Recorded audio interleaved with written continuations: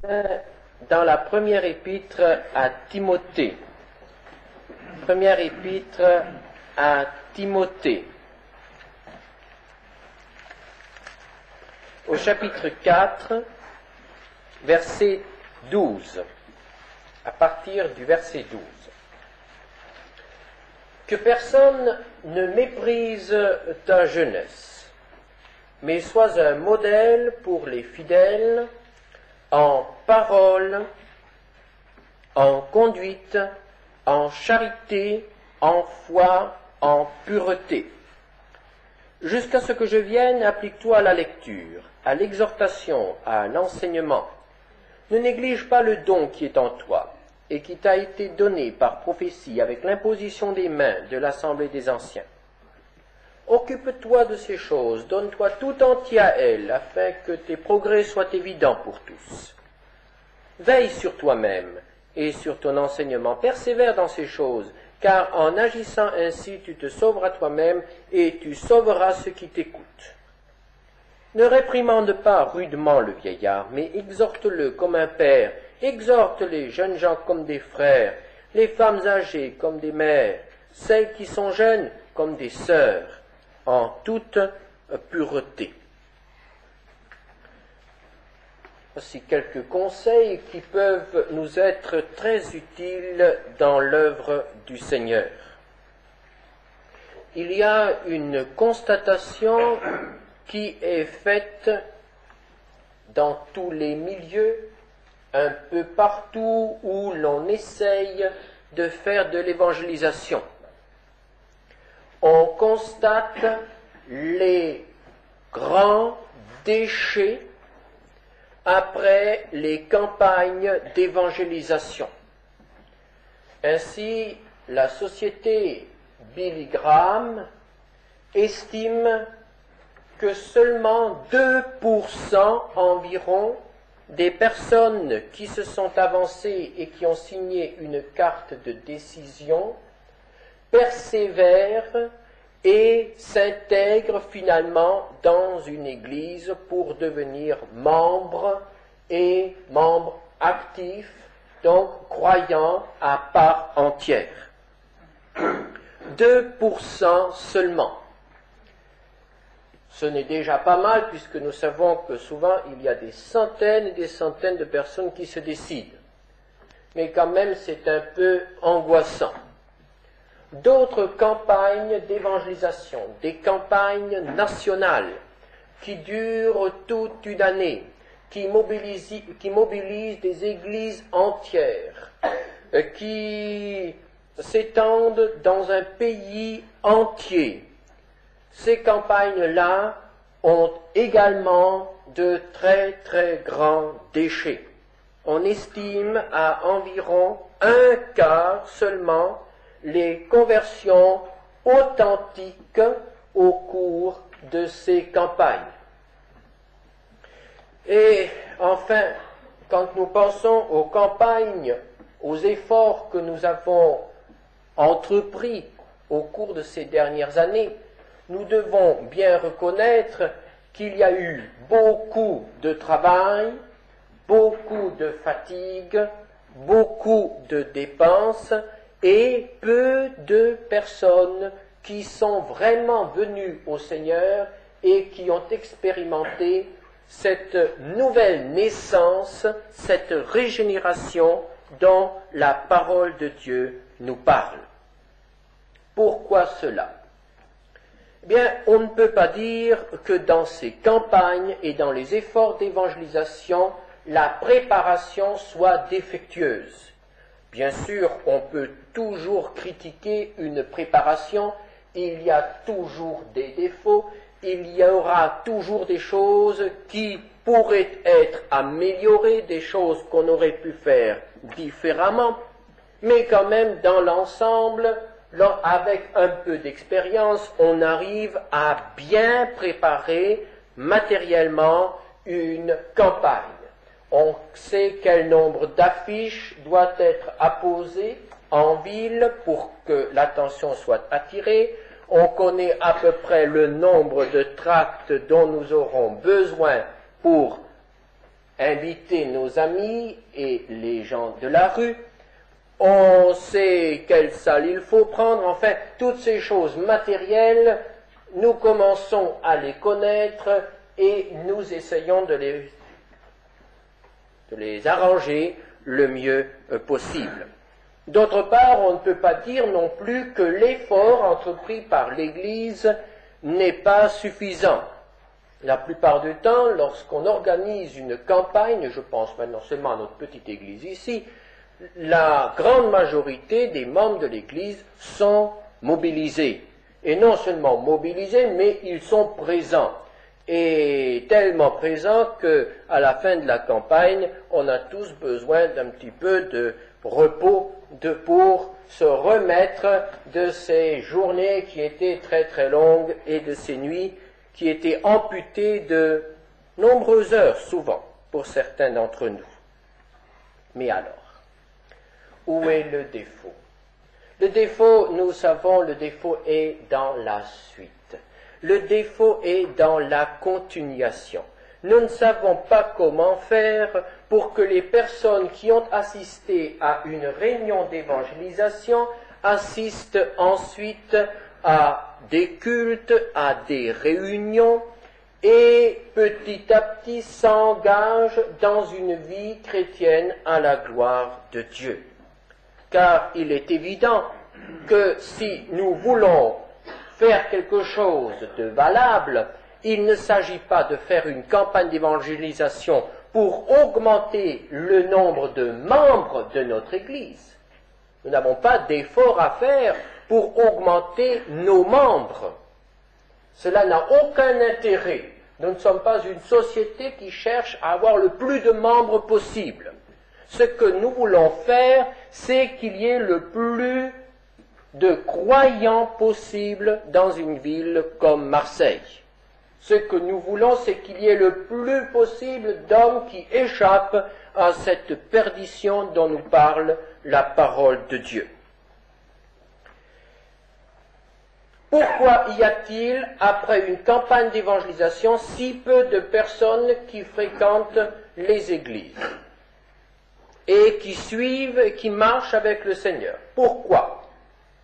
Lorsque nous nous penchons sur les Écritures, lorsque nous lisons les Actes des Apôtres, nous voyons que lorsque les apôtres, les équipes d'évangélistes arrivaient dans une ville, ils faisaient leur travail, et lorsqu'ils quittaient cette ville, la plupart du temps, les personnes converties se groupaient et formaient une église. Lorsqu'ils arrivaient dans une contrée, il n'y avait pas d'église, et lorsqu'ils quittaient la contrée, ce n'est pas partout la même chose, à Athènes ils n'ont pas réussi, dans d'autres villes ils n'ont pas réussi, mais là où il y a eu des conversions, et c'est ce qui nous intéresse ce matin, là où il y a eu des conversions, il y a eu des églises. Il n'y a pas eu de convertis qui sont restés seuls. Là où il y avait 2 ou 3 convertis, il y a eu une église. Et cette église a progressé. Ou bien, comme c'est aussi le cas encore aujourd'hui, cette église a aussi pu se détruire. Nous avons des cas d'églises qui se sont détruites dès les premiers siècles. Mais alors, quelle est la différence entre le temps apostolique et notre temps? Quelle est surtout la différence entre les méthodes de travail des apôtres et nos méthodes de travail? Comment se fait-il qu'au début les chrétiens se retrouvaient et formaient une église, et qu'aujourd'hui il y a des convertis, mais qui ne s'intègrent pas dans les groupes de croyants déjà existants? On peut donner plusieurs réponses à ce problème. Il me semble que quelque chose de très important a été oublié. Le monde a besoin de modèles. Un homme seul, sans modèle, ne peut pas faire de progrès rapide. Lorsqu'un homme a entendu l'Évangile dans une campagne d'évangélisation et qu'il reste seul, lorsqu'il n'a aucun contact avec un croyant, il ne peut pas faire des progrès rapides et apprendre certaines choses élémentaires dans la vie de l'Église. Les messages d'évangélisation à eux-mêmes, ces messages qui sont apportés au cours des campagnes d'évangélisation, ne suffisent pas pour intégrer un homme dans l'Église et pour en faire un croyant engagé, un croyant qui sert le Seigneur. Le message de la campagne d'évangélisation fait d'un pécheur un enfant de Dieu peut-être, mais à lui seul, il ne peut pas faire de cet enfant de Dieu un serviteur de Dieu. Et lorsque les personnes qui ont entendu l'Évangile dans une campagne d'évangélisation viennent ensuite dans nos cultes et dans nos études bibliques, la plupart du temps, les messages qu'ils entendent sont beaucoup trop difficiles, beaucoup trop dirigés vers des personnes qui ont déjà une grande connaissance pour que des débutants puissent comprendre quelque chose. Quand je pose la question à quelqu'un qui est venu au Seigneur, que je lui demande comment vous êtes-vous converti, et lorsqu'il me dit, eh bien je suis allé à telle ou telle réunion et j'ai commencé à fréquenter, la plupart du temps, ces personnes me disent, au début, je n'ai absolument rien compris. Et il faut bien se dire cela, que les gens qui viennent chez nous mettent au moins plusieurs semaines, si ce n'est plusieurs mois, pour arriver à comprendre notre langage. Et il faut vraiment les admirer quand ils viennent dimanche après dimanche à des réunions où ils ne comprennent rien. Donc tous n'ont pas un courage héroïque et ils se lassent. Ils ne viennent plus. Mais alors, tout cela est un problème d'éducation. La Bible nous dit que lorsqu'un pécheur vient au Seigneur, lorsqu'il est régénéré par le Saint-Esprit, il est un petit enfant. Ce n'est pas pour l'humilier, mais c'est une réalité. Sa vie spirituelle commence. C'est un bébé. Laissez un bébé seul, c'est sa mort. Prenez un enfant et dites, je vais faire ton éducation. Et donnez-lui un livre. Et dites-lui, maintenant tu prends ce livre et tu fais ton éducation. Et je t'enferme dans ta chambre, tu ne verras personne. Au bout de quelques années, vous viendrez voir et cet enfant ne sera pas éduqué. Bien sûr, on peut apprendre dans un livre les gestes qu'il faut faire, la position des doigts pour tenir une fourchette. Il faudra certainement étudier longtemps pour savoir comment tenir une fourchette.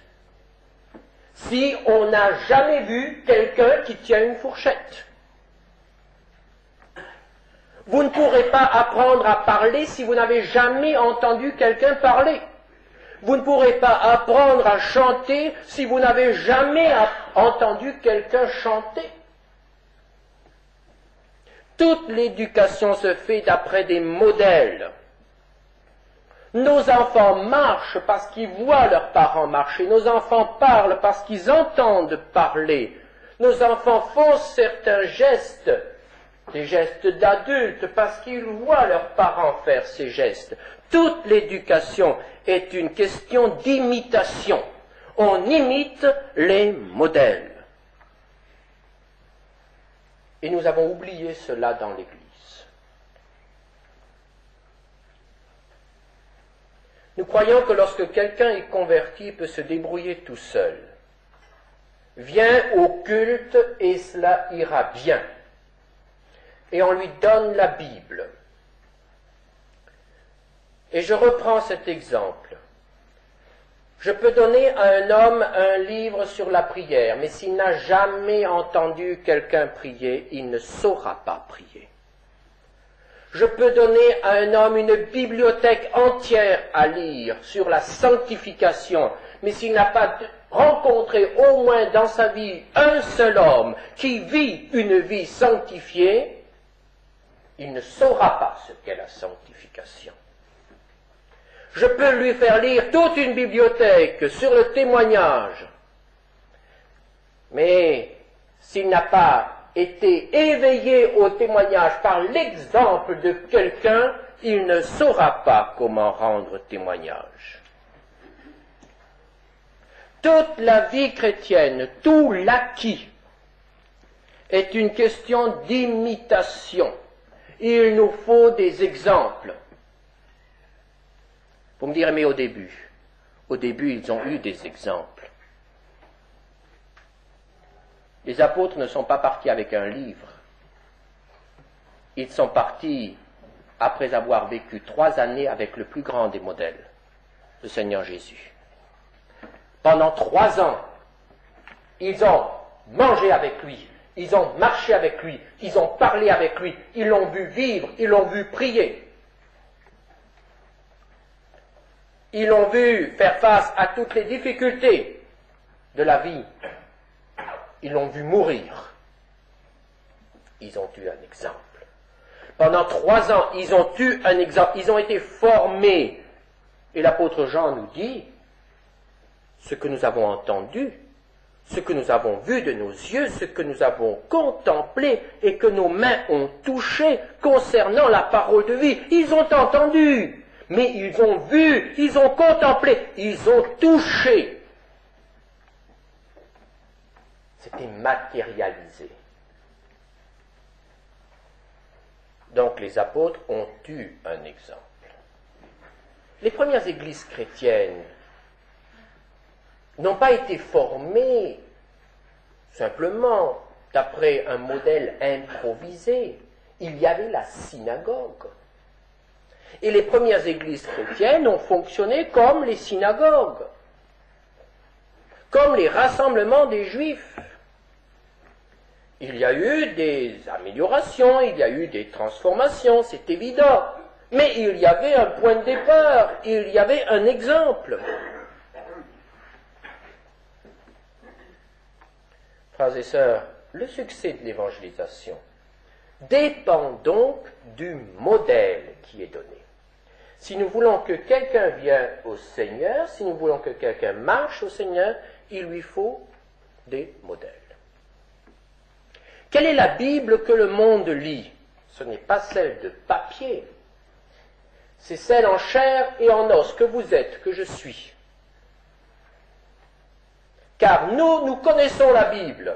Et le monde ne va pas se donner la peine de lire la Bible. Il va regarder vivre ceux qui connaissent la Bible et qui disent qu'ils vivent selon la Bible. La Bible que le monde lit, c'est notre vie, notre comportement. Le monde doit voir quelque chose et il doit avoir envie de devenir comme nous, si nous sommes enfants de Dieu. Le monde doit voir en nous à quoi il s'engage en devenant chrétien. Les hommes ont besoin de voir en nous ce qu'ils reçoivent, ce qu'ils recevront en devenant chrétiens. Le monde a besoin de modèles. L'apôtre Paul en était parfaitement conscient. C'est ainsi qu'il a veillé à faire de son ministère un modèle. Il dit que même sa conversion a été un modèle. 1 Timothée 1,16. J'ai obtenu miséricorde afin que Jésus-Christ fît voir en moi le premier toute sa longanimité, pour que je servisse d'exemple à ceux qui croiraient en lui, pour la vie éternelle. L'apôtre Paul nous dit que Dieu a eu pitié de lui, qui était un persécuteur. Et il a pris cet homme qu'il définit lui-même comme le premier des pécheurs, et il a converti. Et il dit, si Dieu m'a converti, il peut aussi te convertir. Il peut aussi convertir les autres. S'il a converti le plus grand des pécheurs, s'il a converti un blasphémateur, un persécuteur, un meurtrier, eh bien il peut convertir tous les autres. Il y a de l'espoir pour tous. Qui peut le plus, peut le moins. Sa conversion, un exemple. Et ensuite, son travail. 2 Thessaloniciens 3, 7 à 9. Vous savez vous-même comment il faut nous imiter, car nous n'avons pas vécu parmi vous dans le désordre. Nous n'avons mangé gratuitement le pain de personne, mais dans le travail et dans la peine, nous avons été nuit et jour à l'œuvre, pour n'être à charge à aucun de vous. Ce n'est pas que nous n'en eussions le droit, mais nous avons voulu vous donner en nous-mêmes un modèle à imiter. Il nous dit aussi que sa conduite était un modèle. 1 Corinthiens 11, verset 1. Soyez mes imitateurs, comme je le suis moi-même de Christ. Lorsque l'apôtre Paul arrivait dans une ville païenne, les païens pouvaient voir en lui un modèle de chrétien.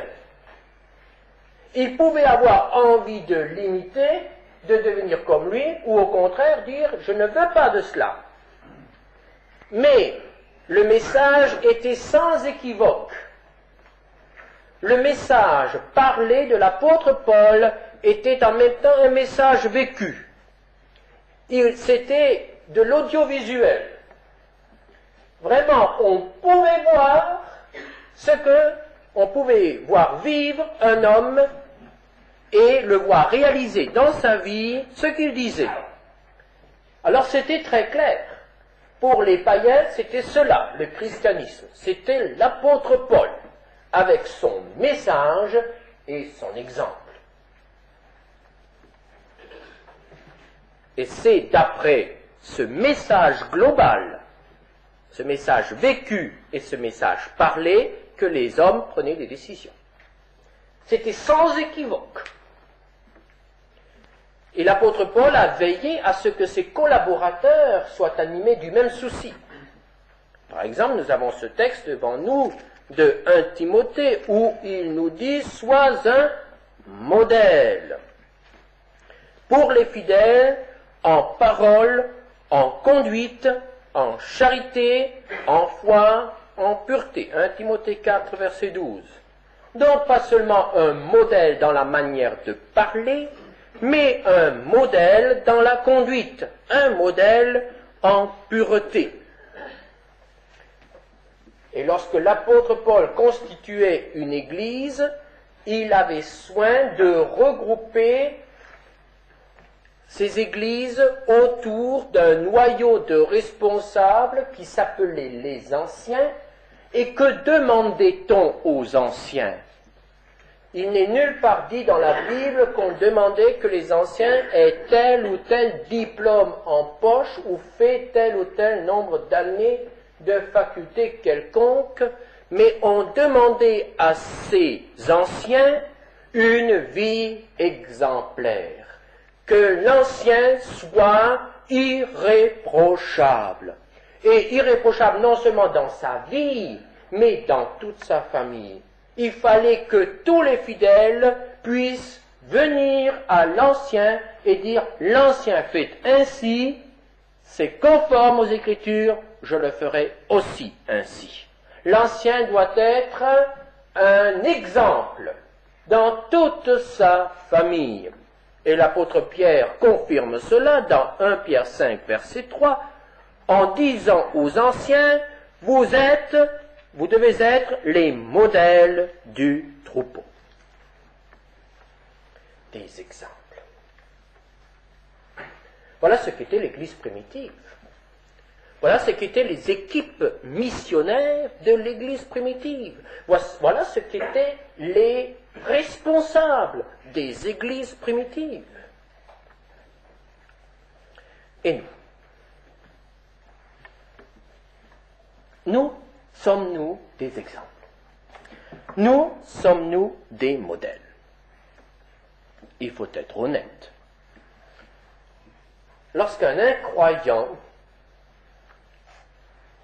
vient dans un de nos cultes, est-ce qu'il peut dire cette réunion est vraiment différente de toutes les réunions que j'ai connues, toutes les réunions du monde? Ce culte, si cet incroyant a une religion, ce culte est vraiment différent des cultes auxquels j'ai pu assister dans d'autres groupements religieux. C'est vraiment différent.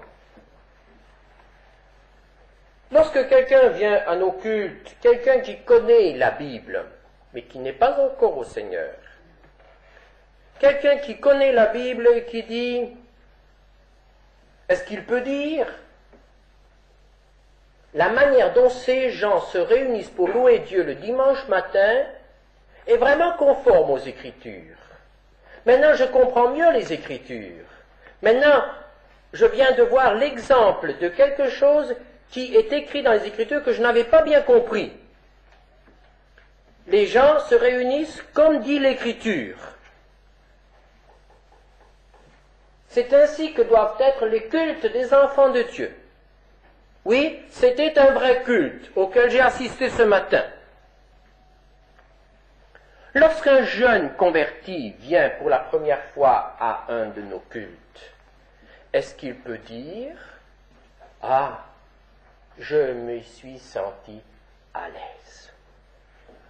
J'ai aussitôt rencontré des frères et des sœurs. Je ne les connaissais pas. Je les ai vus à l'évangélisation, mais maintenant ils m'ont invité. Je suis allé chez eux pour la première fois ce matin et j'ai retrouvé une famille. J'étais chez moi. Oui, maintenant je sais où c'est chez moi. Maintenant je ne suis plus seul, je ne suis plus un étranger. J'ai eu une famille quelque part dans cette ville, j'ai trouvé des frères, je suis à l'aise. Oh, il n'a peut-être pas tout compris, loin de là. Le pasteur a employé des mots trop difficiles, il a parlé de choses qu'il ne connaît absolument pas, il a parlé de Moïse, il a parlé d'Acan, il a parlé de Josué, il a parlé de David, ce sont des gens que je ne connais pas, mais au moins une chose, j'ai trouvé des gens qui sont des frères. Un modèle, une église qui peut être un exemple. Mais avant qu'ils viennent dans nos cultes, frères et sœurs, avant qu'ils viennent dans nos cultes, il faut que quelque chose d'autre se passe. Il faut que nous soyons des exemples dehors. Je prends une fois le travail. Est-ce que notre manière de travailler, je parle du travail profane, de notre gagne-pain, est-ce que notre manière de travailler est foncièrement différente de celle du monde? Est-ce que nous sommes des modèles? Est-ce que nous sommes des exemples à imiter dans notre manière de travailler? Est-ce que nous sommes exemplaires quant à la ponctualité? Il y aurait beaucoup de choses à dire, évidemment. Est-ce que nous sommes exemplaires dans notre honnêteté, obéissant à l'apôtre Paul qui dit « Ouvriers, ne travaillez pas seulement quand le patron est dans votre dos, mais travaillez aussi quand il ne vous voit pas, et travaillez de la même manière. Car vous ne travaillez pas pour les hommes, vous ne travaillez pas pour le patron, vous travaillez pour le Seigneur. » Honnêteté absolue de ne pas toucher aux choses qui ne m'appartiennent pas.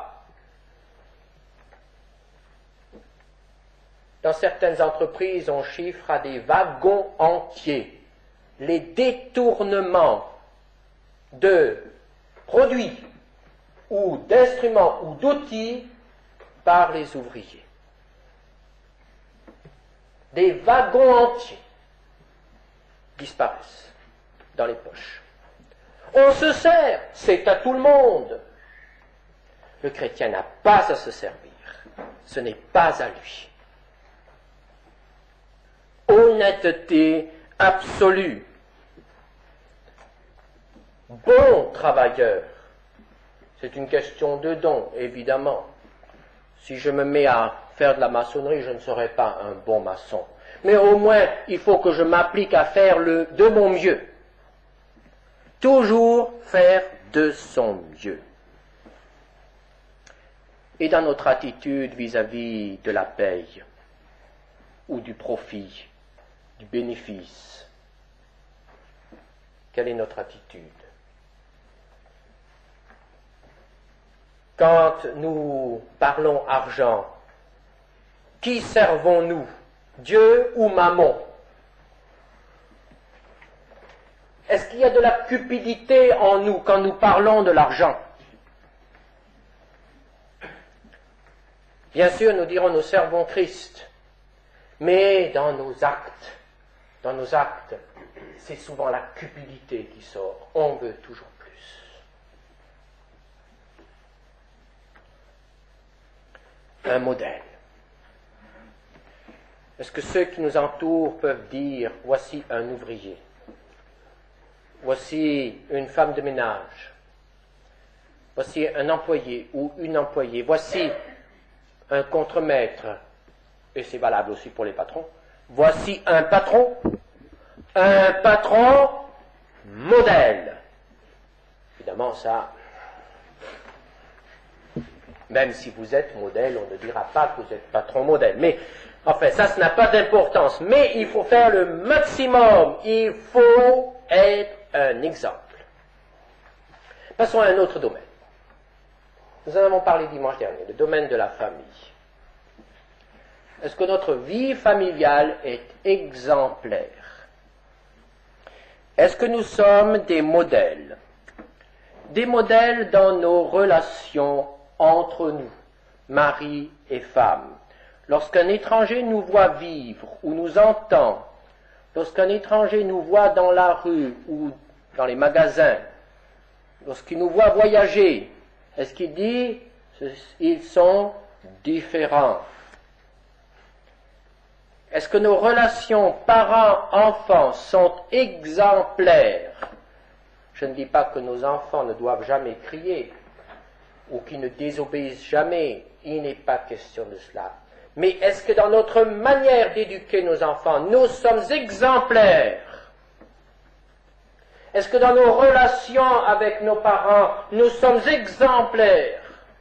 Et si nous avons la prétention d'être une famille entière à appartenir au Seigneur, est-ce que nous avons le souci d'être exemplaires pour nos voisins?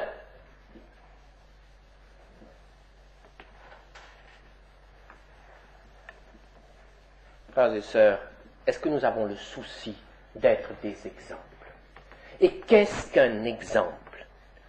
Un exemple, ce n'est pas de dire « je suis bon, je suis parfait, si tout le monde était comme moi, le monde serait un paradis ». Non, ça c'est de l'orgueil et de l'inconscience.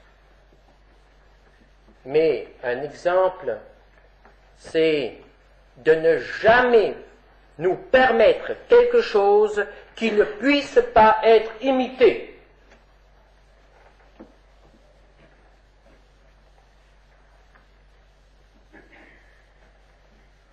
Dites-vous bien, c'est là le critère. Si tout le monde faisait comme moi, et en toute honnêteté répondez à cette question, est-ce que l'Église progresserait ou est-ce qu'elle régresserait?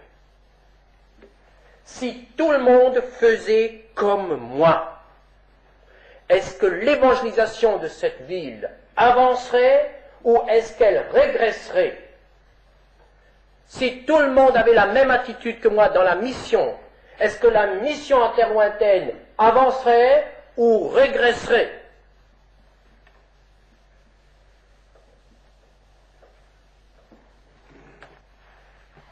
Frères et sœurs, si nous nous comportons dans le monde comme le monde. Les hommes du monde n'auront pas envie de devenir chrétiens car ils cherchent autre chose. Ils cherchent quelque chose de totalement différent. Et il faut veiller à ce que dès le premier contact qu'un homme aura avec nous dans le domaine de l'évangélisation, ce soit un contact exemplaire, afin que lorsqu'il sera converti, nous puissions lui dire « Tu as vu comment j'ai fait pour toi, maintenant fais pour les autres. »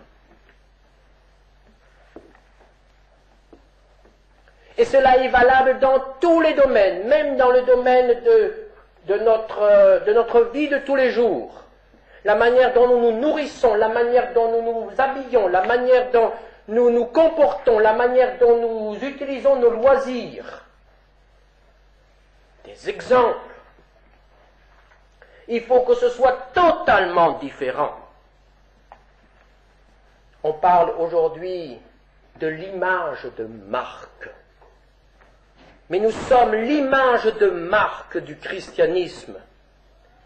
Et si l'image de marque que nous présentons du christianisme est une image de marque défectueuse, nos campagnes d'évangélisation les plus coûteuses, tous nos efforts seront absolument vains, parce que ce que nous avons vécu avant, l'exemple que nous donnons dans notre vie de tous les jours, est quelque chose qui est au son plus bas niveau. Et c'est de l'hypocrisie que de dire à un incroyant, vous êtes perdu si vous ne croyez pas en Christ, maintenant convertissez-vous et maintenant rompez avec le monde. Et lorsque ce croyant fera ce que nous lui avons dit, avec tout ce que cela implique de souffrance, de déchirement pour un jeune croyant, lorsqu'il viendra vers nous, et s'il nous voit encore liés par le monde dans d'autres domaines que lui peut-être, que dira-t-il?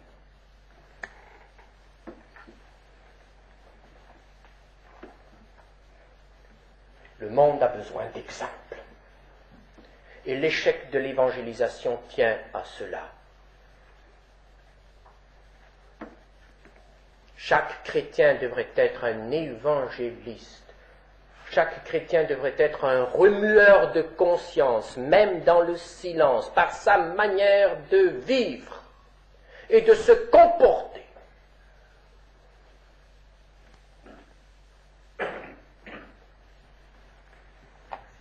Comment pouvons-nous être des exemples, des modèles? Eh bien, la première des choses, c'est une soumission constante à la parole de Dieu. Notre modèle, notre exemple n'est valable que s'il est conforme à la parole de Dieu. Le monde ne lit pas la Bible, mais nous lisons la Bible. Et il faut que nous soyons constamment en contact avec la Bible. Tout doit être vérifié par la parole de Dieu. L'étude personnelle des Écritures est absolument indispensable. 1 Timothée 4, verset 16, l'apôtre Paul dit à son jeune frère, « Veille sur toi-même et sur ton enseignement. » Nous devons veiller sur nous-mêmes. Nous devons accepter d'être comme un instrument sur un tour. Et nous devons accepter d'être continuellement rectifiés. Continuellement rectifiés. La rectification de notre vie n'est jamais terminée. Le Seigneur veut que nous soyons vraiment conformes au modèle déposé qui est Jésus-Christ. Et c'est pourquoi il faut des progrès constants. 1 Timothée 4, 15. Occupe-toi de ces choses, donne-toi tout entier à elles, afin que tes progrès soient évidents pour tous. Ce n'est que dans la mesure où nous progressons que nous pouvons faire progresser les autres. Et c'est pourquoi nous devons être très sévères, extrêmement sévères envers nous dans ce domaine. Le progrès est signe de vie. Le chrétien qui ne progresse pas est un chrétien qui dort, un chrétien qui va mourir. Il faut qu'il y ait progression constante. Et enfin, comment est-ce que je peux être un modèle? Je dois avoir le souci de l'autre. Il y a des choses que je peux me permettre, mais que je ne me permettrai plus lorsque je penserai à l'autre. Je prends un exemple, frères et sœurs, qui m'a beaucoup frappé. C'est un serviteur de Dieu qui a attiré mon attention là-dessus, au cours d'une réunion. Et évidemment, c'est quelque chose auquel nous ne pensons pas. Dans une ville comme la nôtre, quand il y a un feu rouge pour les piétons, évidemment, nous savons qu'il faut que nous nous arrêtions et que nous nous abstenions de traverser la rue. Seulement, il peut arriver que nous, avec nos intelligences d'adultes, nous comprenons que la rue étant actuellement libre, la voiture qui vient là-bas étant assez loin pour que moi, en tant qu'adulte, je puisse la traverser, même en feu rouge, en interdiction, je peux me le permettre. C'est interdit, mais je prends la liberté de me le permettre. Mais voilà. À ma droite, il y a un petit enfant. Sa maman lui dit, tu ne traverseras jamais au feu rouge. Cet enfant voit un adulte traverser, il traversera aussi. Peut-être qu'il court, peut-être qu'il va trop lentement, peut-être qu'il tombe. S'il est écrasé par la voiture, qui sera fautif? On arrêtera le conducteur, on dira le petit a traversé au feu rouge, mais moi je partirai, tranquillement. Personne légalement ne m'inquiétera. Mais qui est le responsable? C'est moi. C'est la même chose lorsque j'ai à mon côté une personne âgée qui ne voit pas bien, qui n'entend pas bien. Et il y a souvent de ces personnes âgées à un feu rouge qui ne voient pas le changement de feu, mais qui se réfèrent à ce qui se passe à côté d'eux. Et quand cette brave mémé s'élance avec sa canne, il lui faut un temps fou pour traverser la rue. Mais elle y va en toute bonne conscience parce qu'elle pense que c'est vert, parce qu'elle a vu quelqu'un qui passe au vert, qui a passé. Ma liberté est une cause de chute pour ceux qui m'entourent. Frères et sœurs, ça c'est un exemple bénin qui peut avoir des conséquences graves. Mais souvent, lorsque je suis à un feu, même lorsqu'il n'y a personne, lorsqu'il n'y a pas de voiture, je pense à cet avertissement du frère et je dis, sois un exemple. Tu arriveras toujours encore où tu veux arriver. Ne cause pas la chute d'un vieillard ou d'un enfant. Mais dans la vie spirituelle, c'est la même chose. 1 Corinthiens 10, verset 23-24. Tout est permis, mais tout n'est pas utile. Tout est permis, mais tout n'édifie pas. Que personne ne cherche son propre intérêt, mais que chacun cherche celui de l'autre. Voilà la Bible. Si en tant que chrétien, aujourd'hui, je me permets certaines fantaisies, qu'est-ce que j'aurai à dire lorsqu'il s'agira d'évangéliser? Sois un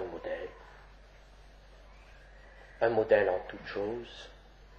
Frères et sœurs, la prochaine campagne d'évangélisation commence maintenant. Le résultat de notre prochaine campagne d'évangélisation dépend de ce que nous allons faire aujourd'hui. Avec cet appel du Seigneur, sois un modèle.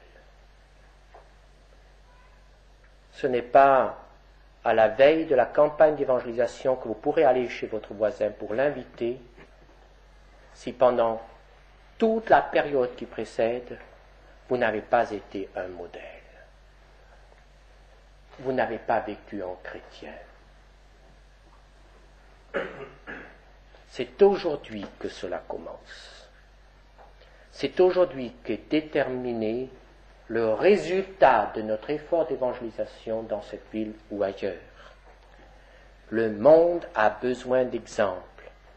Et si l'Église offrait au monde plus d'exemples de vie consacrée, de vie heureuse, de foyers paisibles, d'enfants obéissants, de personnes qui travaillent, de personnes honnêtes, de couples qui s'entendent, le monde viendrait et nous demanderait quel est votre secret.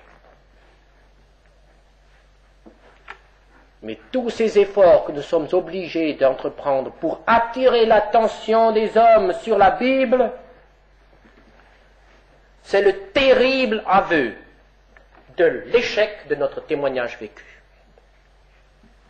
Sois un modèle dans ton travail, dans tes relations, sois un modèle au volant de ta voiture, sois un modèle dans ta famille.